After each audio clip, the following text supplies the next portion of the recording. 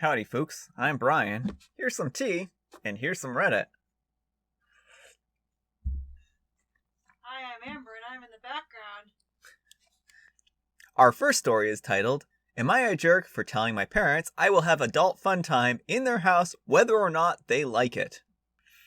I'm a 22-year-old female, and I generally have a good relationship with my parents. We all get along, but they are a bit more conservative than I am.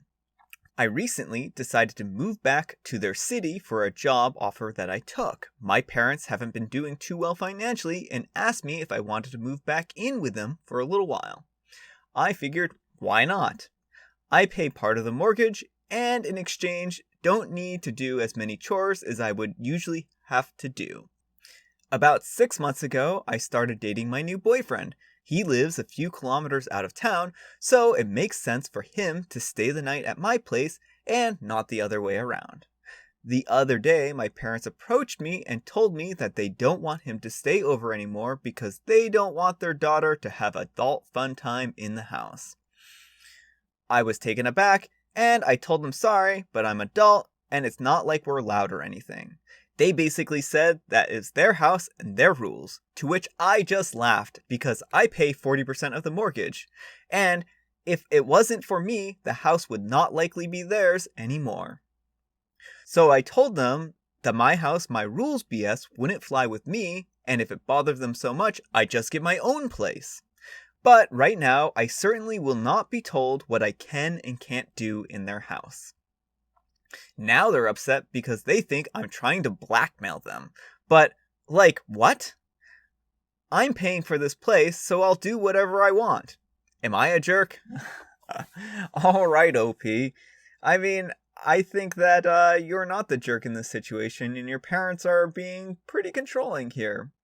So, again, you're paying rent is essentially what this boils down to, and it would be a little odd if your landlord came over to your house, any other person's house, right, that they were paying rent to, and told them what they could and can't do, like, for instance, have adult fun time in their house.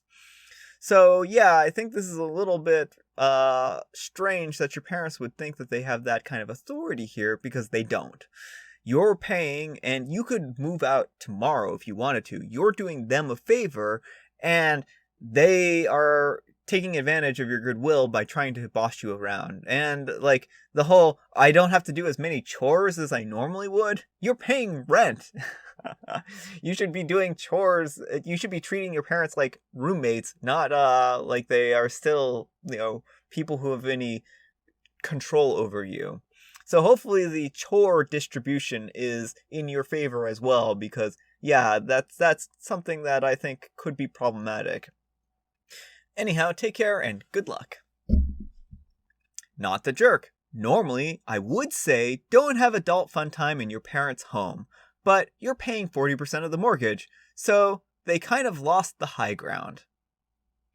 What if she told them she would only have adult fun time 40% of the time? Okay, not the jerk. Yeah, once you start paying rent essentially, the parent/child stuff does not fly. OP is a tenant and can do whatever she wants in her own room. Yeah. Our next letter is titled, Am I a Jerk for Not Paying for Damages I Caused Over a Decade Ago? Back in high school, a friend of mine, Jake, had a serious beef with a guy he knew, Ryan. I think everyone involved was 16 or 17 at the time. I won't get into the details, but just know that Ryan was generally a bully and not well liked. Jake was really mad and asked me to mess with Ryan for him, since Ryan didn't know me that well. I agreed and keyed up Ryan's car really bad and spray painted all over his windshield and stuff. Really stupid, I know, but again, I was 17. Jake got blamed, of course, but he had an alibi that proved it wasn't him, so Ryan couldn't do anything about it. That was more than a decade ago. Here is where I might be the jerk. Recently, Ryan found me on Instagram and told me that he knew I was the one who keyed his car, and that he wanted me to pay for it. He was demanding quite a bit, close to 4 figures. He said that it was only fair since he had to pay out of pocket back in high school. I didn't admit to it, but I basically told him that if it was me who keyed his car, then there really wasn't anything he could do about it, and that he needed to move on. He threatened legal action against me, which I ignored. He hasn't messaged me again in a while, so I'm assuming nothing else will come of it. I told Jake about it, and Jake said that I should pay him, since it was a stupid thing to do and Ryan apparently isn't doing very well. I told Jake that I'd pay Ryan if Jake paid half, but Jake refused. Now I feel kind of bad for Ryan, but I still don't think he is entitled to compensation considering that it happened such a long time ago. Am I the jerk? Alright, OP. This is a little bit of an odd situation. What I want to know is, why didn't Ryan ask you about this a decade ago if he knew that you're the one who did this? So that's the bit of the story that doesn't really add up to me, because if he knew that Jake didn't do it, and he didn't really know you, how did he figure out or find out that it was you, and why didn't he contact you sooner? So, yeah, I mean, it just seems like if he figured it out now, maybe someone told him, so maybe you were blabbing your mouth off to people and, bragging about it. So that's the real question I want to know is, how did he find out about it? And does he have any, evidence, or is there anyone who does have evidence? Since this was over a decade ago, the problem is that for Jake, or for Ryan in this case, is that he doesn't really have any legal discourse probably. Probably the statutes of limit on this particular crime would be gone. And so I don't think he actually has a legal ground on it, and I think that the legal threat of this was probably just bluster. Now, I'm not a lawyer, and I can't actually give any kind of legal advice, but that would be kind of my guess on this situation. So, this is just a guess. What's the right thing to do here? I actually don't have a good answer. I mean, I think that you damaged his property, and maybe you did this over a decade ago, and maybe he is struggling financially right now. Maybe the nice thing to do would be to pay him some amount of money, just as kind of a way to even purge your guilt on this. I don't know if you feel any guilt on this, but you probably should feel some guilt. And I think your friend Ryan should probably also pay some as well. And I think that, while you two were, kids in school at the time, this has been a long time. A lot of time has passed. If this person Ryan isn't doing well, then maybe he does need some kind of financial compensation.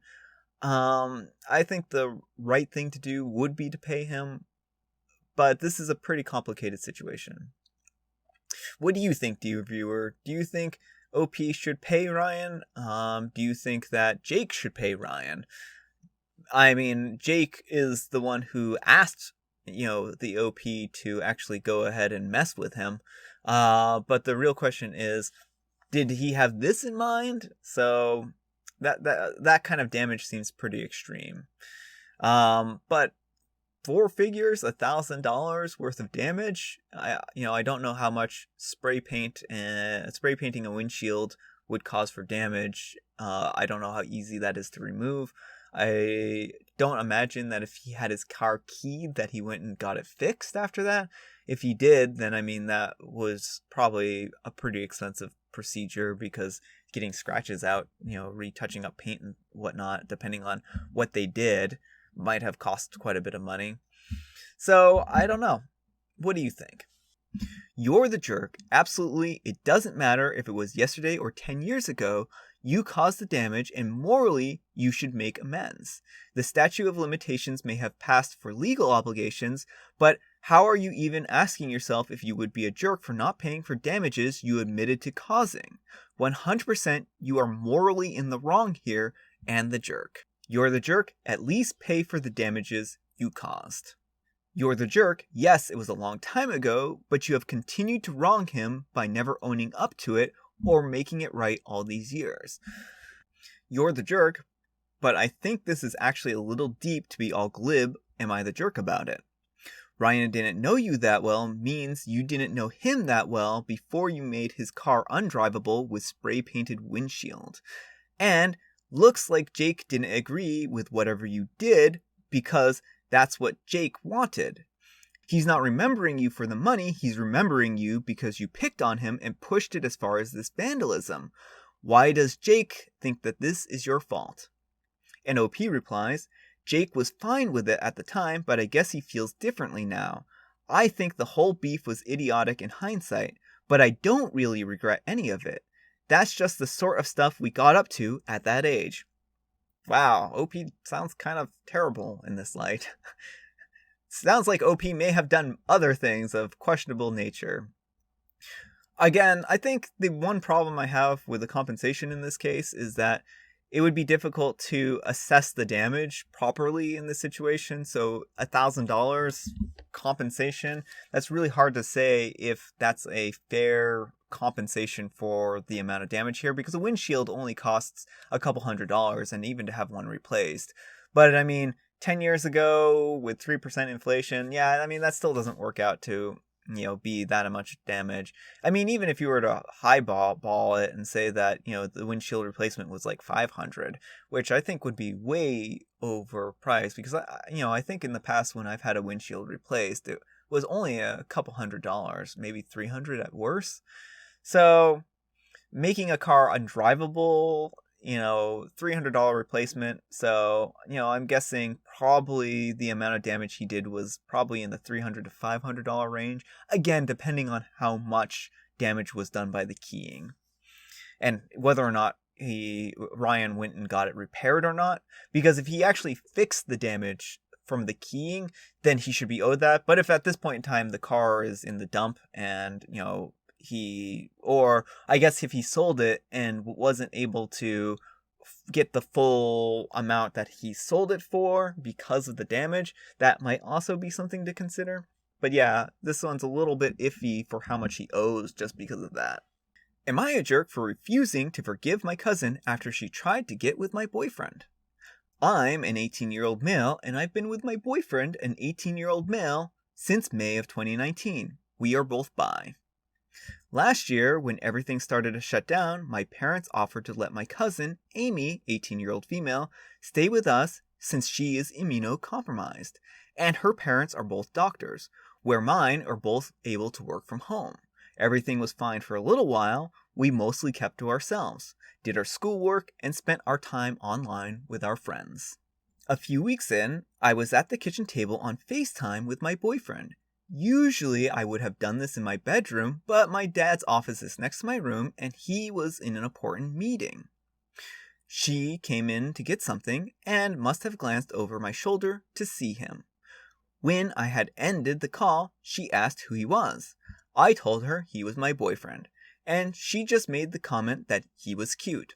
At the time, it didn't seem like it was going to be a big deal. Foreshadowing.